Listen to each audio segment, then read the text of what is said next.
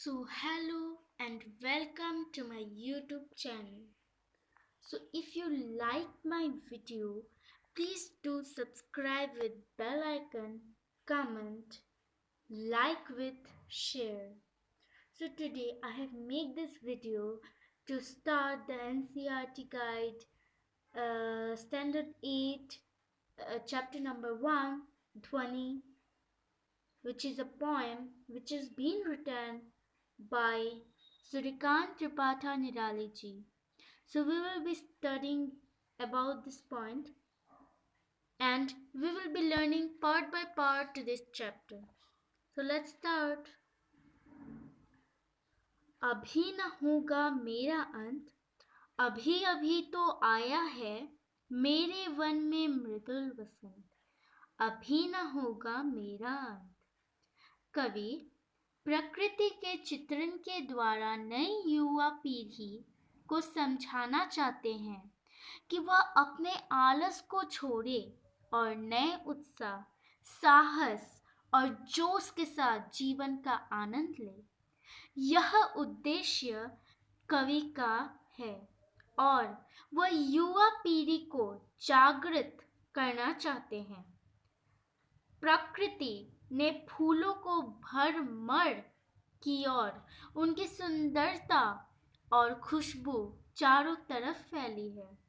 अभी इस समय का अंत नहीं होगा, ऐसा कवि कहना चाहते हैं। अर्थात जीवन में उत्साह और जोश की भरपूर होनी चाहिए।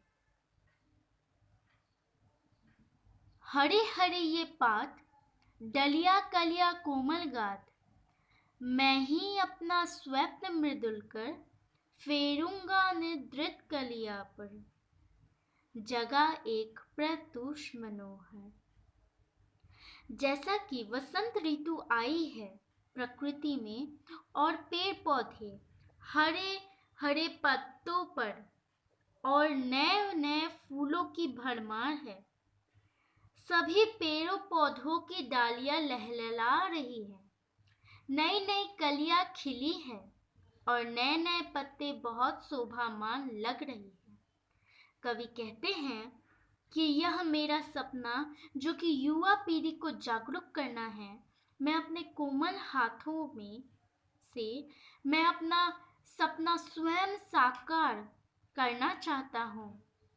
अर्थात प्रकृति जिस तरह से पूरे वातावरण में शोभा प्रदान करती है और एक नए जोश और उत्साह का आगमन करती है, सूर्य के आगमन के साथ प्रकृति में नए नए फूल खिलते हैं और एक नया उत्साह भर देता है।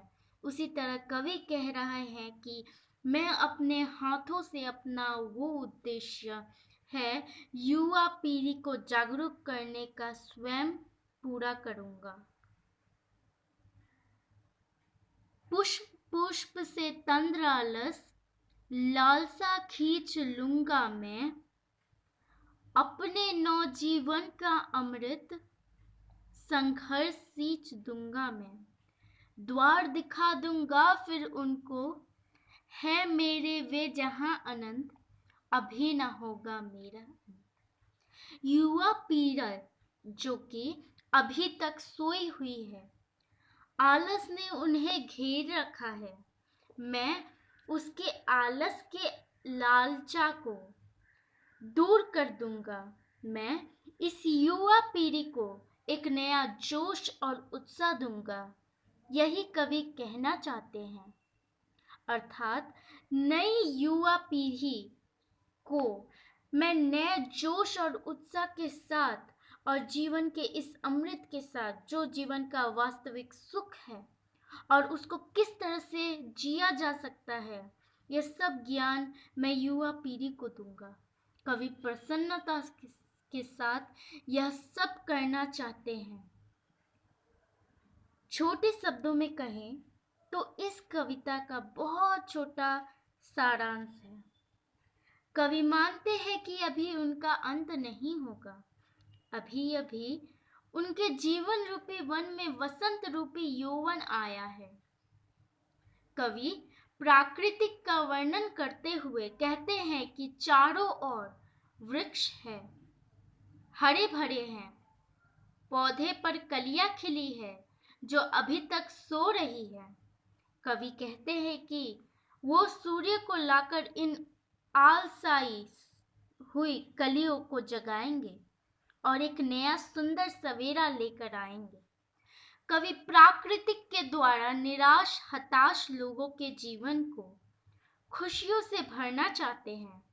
कवि बड़ी तत्परता से मानव जीवन को संवारने के लिए अपनी हर खुशी एवं सुख को दान करने के लिए तैयार है। इसीलिए वे कहते हैं कि उनका अंत अभी कभी नहीं होगा जब तक वे सबके जीवन में खुशियां नहीं लाते। So that was the full explanation of the poem, and at last I would like to say that the poet of this poem is Suryakant Tripathi Nirala ji. So once again, if you like this channel, please do like, share and subscribe and click on a bell icon to get all the notification. With this, I conclude and meet you soon in the next video soon. Bye bye.